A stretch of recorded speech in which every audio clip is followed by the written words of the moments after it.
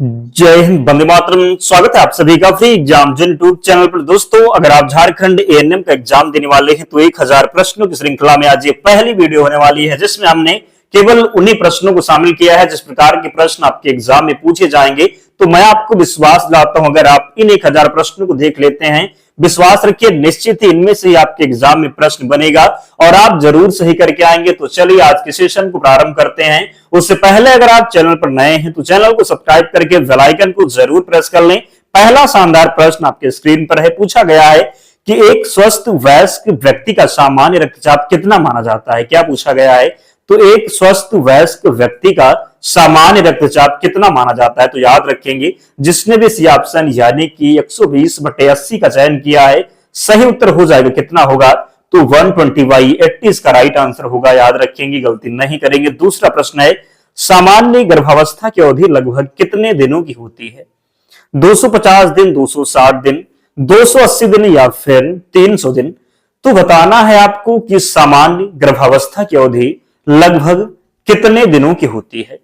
तो याद रखेंगे, जो राइट आंसर होने वाला है कितना होगा? तो 280 दिन। कितना? तो सामान्य गर्भावस्था की अवधि लगभग कितने दिन की होती है? तो 280 दिन राइट आंसर हो जाएगा। नवजात शिशु की सामान्य श्वसन दर प्रति मिनट कितनी होती है? कितना बताना है आपको? 20 से 30, 30 से 40, 40 से 60 या फिर 60 से 80।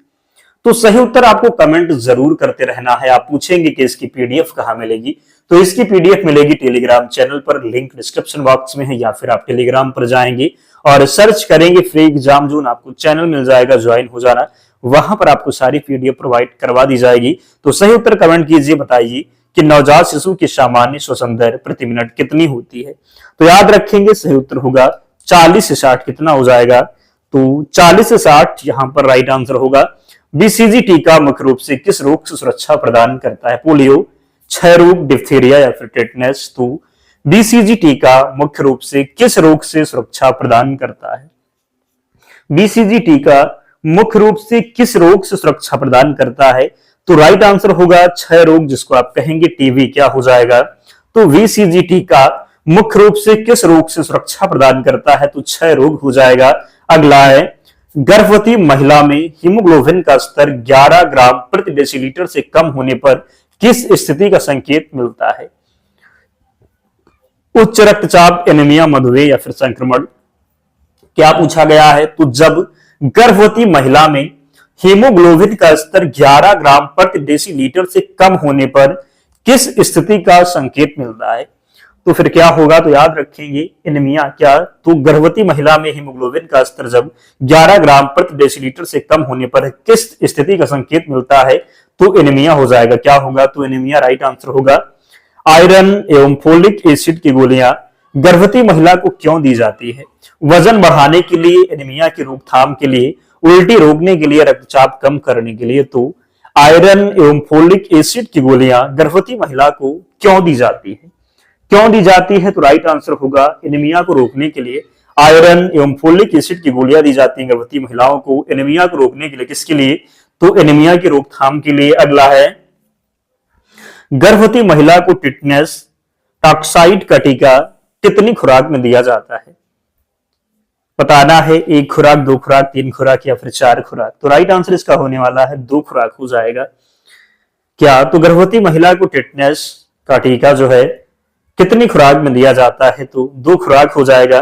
जन्म के बाद नवजात शिशु को स्तनपान कब शुरू कराना चाहिए? 24 घंटे बाद, 12 घंटे बाद, जन्म के 1 घंटे भीतर, 2 दिन बाद। तो जन्म के बाद नवजात शिशु को स्तनपान कब शुरू कराना चाहिए? कब कराना चाहिए? तो राइट आंसर होगा जन्म के 1 घंटे भीतर। जन्म के बाद नवजात शिशु को स्तनपान कब शुरू कराना चाहिए? तो जन्म के 1 घंटे भीतर। कोलेस्ट्रॉम किसे कहा जाता है? कोलेस्ट्रॉम किसे कहा जाता है? कृत्रिम दूध, मां का पहला गाढ़ा पीला दूध, पाउडर दूध या फिर पानी मिला दूध। तो कोलेस्ट्रॉम पूछा गया है किसे कहा जाता है? किसे कहा जाता है? तो राइट आंसर इसका होगा मां का पहला गाढ़ा पीला दूध। क्या हो जाएगा? तो मां का पहला गाढ़ा पीला दूध हो जाएगा। अगला है, ओआरएस का घोल का उपयोग मुख्यतः किस स्थिति में किया जाता है? बुखार, दस्त से होने वाले निर्जलीकरण, खांसी, सिर दर्द। तो ओआरएस का घोल का उपयोग मुख्यतः किस स्थिति में किया जाता है? ORS का घोल का उपयोग मुख्यतः किस स्थिति में किया जाता है? तो राइट आंसर होगा दस्त से होने वाले निर्जलीकरण के लिए ORS का घोल उपयोग मुख्यतः किस स्थिति में किया जाता है? तो दस्त से होने वाले निर्जलीकरण के लिए इंट्रामस्कुलर इंजेक्शन शरीर के किस भाग में लगाया जाता है? त्वचा के ऊपर, त्वचा के नीचे, मांसपेशी में या फिर सिरा में? तो इंट्रामस्कुलर इंजेक्शन शरीर के किस भाग में लगाया जाता है? तो किस भाग में लगाया जाता है? तो मांसपेशी में। कहां पर? तो इंट्रामस्कुलर इंजेक्शन शरीर के किस भाग में लगाया जाता है? मांसपेशी में। अगला है इंट्रावीनस इंजेक्शन किस स्थान पर दिया जाता है? मांसपेशी में, त्वचा के नीचे, सिरा में या फिर हड्डी में? तो इंट्रावीनस फोर जो है इंजेक्शन किस स्थान पर दिया जाता है? किस स्थान पर दिया जाता है? तो याद रखेंगे सिरा में। कहां पर? तो सिरा में। डेंगू रोग किस मच्छर के काटने से फैलता है? एनाफ्लीज, क्यूलेक्स, एडीज या फिर सैंड फ्लाई? तो डेंगू रोग किस मच्छर के काटने से फैलता है? डेंगू रोग किस मच्छर के काटने से फैलता है? एडीज के काटने से। किसके? तो एडीज के काटने से डेंगू रोग फैलता है, याद रखेंगे। डेंगू रोग। मलेरिया रोग किस मच्छर के माध्यम से जो है फैलता है? एडीज, एनाफ्लीज, क्यूलेक्स या फिर मक्खी? तो मलेरिया पूछा गया है तो एनाफ्लीज हो जाएगा। क्या होगा? तो एनाफ्लीज हो जाएगा। विटामिन ए की कमी से कौन सी बीमारी होती है? रिकेट्स, रतौंधी, स्कर्वी या फिर एनीमिया? तो विटामिन ए की कमी से कौन सी बीमारी होती है? विटामिन ए की कमी से आपको पता है रतौंधी, vitamin C, scurvy. Vitamin D की कमी से बच्चों में कौन सी बीमारी होने की संभावना अधिक होती है? स्कर्वी, रिकेट्स, एनीमिया या फिर वेरी वेरी? विटामिन डी की कमी से बच्चों में कौन सी बीमारी होने की संभावना अधिक होती है? याद रखेंगे विटामिन डी की कमी से रिकेट्स, स्कर्वी, सी हो जाएगा, वेरी वेरी वी। लाल रक्त कण का निर्माण मानव शरीर के किस भाग में होता है? यकृत, हृदय, अस्थिमज्जा या फिर फेफड़े? लाल रक्त कण यानी कि आरबीसी का निर्माण मानव शरीर के किस भाग में होता है? किस भाग में होता है? तो अस्थि मज्जा में। लाल रक्त कण का निर्माण मानव शरीर के किस भाग में होता है? तो अस्थि मज्जा हो जाएगा। एक स्वस्थ वयस्क व्यक्ति की सामान्य नाड़ी दर प्रति मिनट कितनी होती है? 40 से 60, 60 से 100, 100 से 120, 120 से 40? तो एक स्वस्थ वयस्क व्यक्ति की सामान्य जो नाड़ी की दर होती है, पल्स रेट जिसको आप कहेंगे, ये प्रति मिनट कितनी होती है? तो याद रखेंगे ये होती है 60 से 100। कितनी? तो 60 से 100 राइट आंसर होगा। प्रसव की प्रक्रिया सामान्यतः कितने चरणों में पूर्ण होती है? 2 चरण, 3 चरण, 4 चरण या फिर 5 चरण? तो प्रसव की प्रक्रिया क्या पूछा गया है? प्रसव की प्रक्रिया सामान्यतः कितने चरणों में पूर्ण होती है? प्रसव की प्रक्रिया पूर्ण जो होती है 3 चरण में। कितने चरण में? तो प्रसव की प्रक्रिया सामान्यतः कितने चरणों में पूर्ण होती है? तो 3 चरण में। प्रसव के बाद मां की देखभाल की अवधि को क्या कहा जाता है? ANC, PNC, ICU, NICU? प्रसव के बाद मां की देखभाल की अवधि को क्या कहा जाता है? प्रसव के बाद मां की देखभाल की अवधि PNC कहा जाता है। क्या? तो PNC राइट आंसर होगा। कॉपर टी किस प्रकार का गर्भ निरोधक साधन है? कॉपर टी किस प्रकार का गर्भ निरोधक साधन है? मौखिक गोली, इंजेक्शन, अंतर्गर्भाशयी यंत्र, सर्जिकल विधि? कॉपर टी किस प्रकार का गर्भ निरोधक साधन है? तो कॉपर टी की बात करेंगे तो ये जो है क्या है? तो अंतर्गर्भाशयी यंत्र हो जाएगा। क्या? तो क्या होगा? तो अंतर्गर्भाशयी यंत्र हो जाएगा। अगला है नवजात शिशु की सामान्य हृदय दर प्रति मिनट कितनी होती है? तो नवजात शिशु की जब बात होगी 60 से 80, 80 से 100, 110 से 160, 170 से 200। तो नवजात शिशु की सामान्य हृदय दर, नवजात शिशु की सामान्य हृदय दर प्रति मिनट कितनी होती है? तो 110 से 160 हो जाएगा। प्रसव के दौरान अत्यधिक रक्तस्राव को क्या कहा जाता है? प्रसव के दौरान अत्यधिक रक्तस्राव को क्या कहते हैं? तो PPH कहेंगे। क्या? तो PPH राइट आंसर होगा। क्या होगा? तो PPH गर्भावस्था के दौरान उच्च रक्तचाप, सूजन तथा मूत्र में प्रोटीन की उपस्थिति किस स्थिति का संकेत है? एनीमिया, प्री-एक्लम्प्सिया, मधुमेह या फिर TB?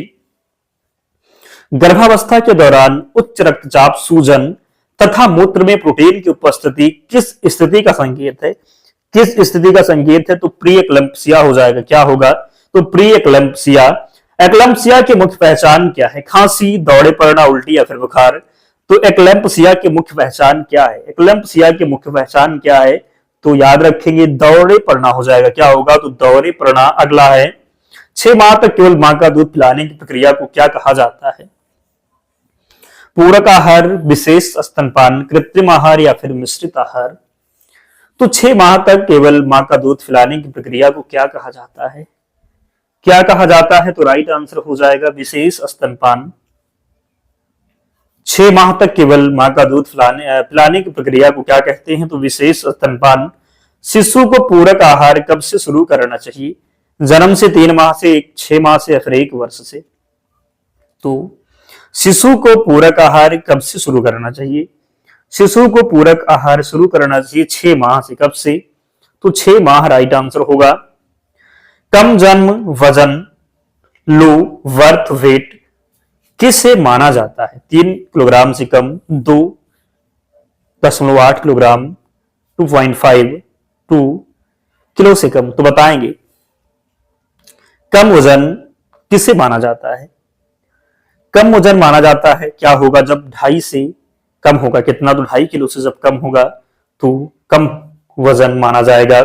नवजात शिशु को जन्म के बाद विटामिन के क्यों दिया जाता है? वजन बढ़ाने के लिए, रक्तस्राव रोकने के लिए, संक्रमण रोकने के लिए, बुखार रोकने के लिए। तो नवजात शिशु को जन्म के बाद विटामिन के क्यों दिया जाता है? तो विटामिन के इसलिए दिया जाता है, किसके लिए? तो रक्तस्राव रोकने के लिए। आपको पता है कि विटामिन के की जब कमी होती है तो रक्त का थक्का नहीं जमता है। तो किस लिए दिया जाएगा? तो रक्तस्राव रोकने के लिए ही दिया जाएगा। अगला है हाथ धोने की सही अवधि कितनी होती है? 5 सेकंड, 5 सेकंड, 10 सेकंड, 20 सेकंड या फिर 1 मिनट। हाथ धोने की सही अवधि कितनी होती है? तो हाथ धोने की जो सही अवधि होती है 20 सेकंड हो जाएगा। हाथ धोने की सही अवधि 20 सेकंड। डायरिया के उपचार में जिंक की गोलियां कितने दिनों तक दी जाती है? 3 दिन, 5 दिन, 10 से 14 दिन या फिर 1 दिन। डायरिया के उपचार में जिंक की गोलियां कितने दिनों तक दी जाती है? कितने दिनों तक दी जाती है? तो 10 से 14 दिन। क्षय रोग की पुष्टि के लिए प्राथमिक जांच कौन सी है? रक्त जांच, मूत्र जांच, स्पुटम यानी कि बलगम जांच, एक्सरे ही पर्याप्त है। तो क्या करना चाहिए? क्षय रोग की पुष्टि के लिए प्राथमिक जांच में क्या होगा? तो प्राथमिक जांच जो सही उत्तर होगा स्पुटम जांच। क्या? तो स्पुटम जांच राइट आंसर होगा। डॉट्स पद्धति का संबंध किस रोग से है? डॉट पद्धति का जो संबंध है ये किस रोग से है? तो ये टीबी से हो जाएगा। किससे? तो टीबी राइट आंसर होगा। एडीज सामान्यतः कब काटता है? केवल रात में, दिन के समय, आधी रात में, केवल बारिश में। एडीज मच्छर सामान्यतः कब काटता है? तो ये काटता है दिन के समय। अगला है मलेरिया की रोकथाम के लिए किस प्रकार की मच्छरदानी उपयोग होती है? सामान्य कपड़े की, कीटनाशक युक्त मच्छरदानी, प्लास्टिक शीट, जालीदार खिड़की। तो मलेरिया की रोकथाम के लिए किस प्रकार की मच्छरदानी उपयोग होती है? मलेरिया की रोकथाम के लिए किस प्रकार की मच्छरदानी? तो कीटनाशक युक्त मच्छरदानी। क्या हो जाएगा? तो कीटनाशक युक्त मच्छरदानी। गर्भावस्था के दौरान कम से कम कितनी बार प्रसव पूर्व जांच आवश्यक मानी जाती है? 1 बार, 2 बार, 3 बार या फिर 4 बार। तो राइट आंसर इसका होने वाला है कितनी बार? तो 4 बार। कितनी बार? तो 4 बार। शिशु को खसरा का टीका सामान्यतः किस आयु में दिया जाता है? शिशु को खसरा का टीका दिया जाता है कितनी? तो 9 माह हो जाएगा। कब? तो 9 माह में। रक्त में शुगर का सामान्य स्तर फास्टिंग लगभग कितना होता है? रक्त में शुगर का सामान्य स्तर पूछा गया है। तो रक्त में शुगर का जो सामान्य स्तर होता है कितना हो जाएगा? तो याद रखेंगे 70 से 110 mg/dl हो जाएगा। अगला है सार्वभौमिक रक्तदाता कौन सा रक्त समूह है? सार्वभौमिक रक्तदाता universal donor. A positive, B positive, O negative या फिर ए बी पॉजिटिव। तो बताएंगे क्या होगा? सही उत्तर बताना है कि सार्वभौमिक रक्तदाता। सार्वभौमिक जब होगा तब क्या लगाएंगे? तो राइट आंसर लगाएंगे ओ नेगेटिव हो जाएगा। क्या? तो ओ नेगेटिव इसका सही उत्तर होगा। सार्वभौमिक किसे कहेंगे? तो ओ हो जाएगा। और जब बात होगी सार्वभौमिक रक्तग्राही, सर्वदाता ओ और रक्तग्राही की बात होगी तो रक्तग्राही में क्या लगाएंगे? तो रक्तग्राही में ए भी हो जाएगा। याद रखेंगे प्रश्न पूछा जाता सर्वदाता ओ और सर्वग्राही ए भी हो जाएगा।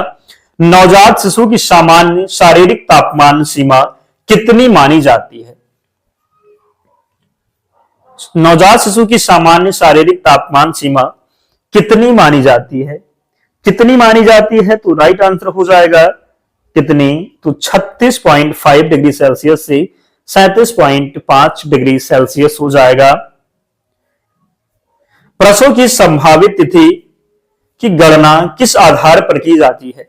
प्रसव की संभावित तिथि की गणना किस आधार पर की जाती है?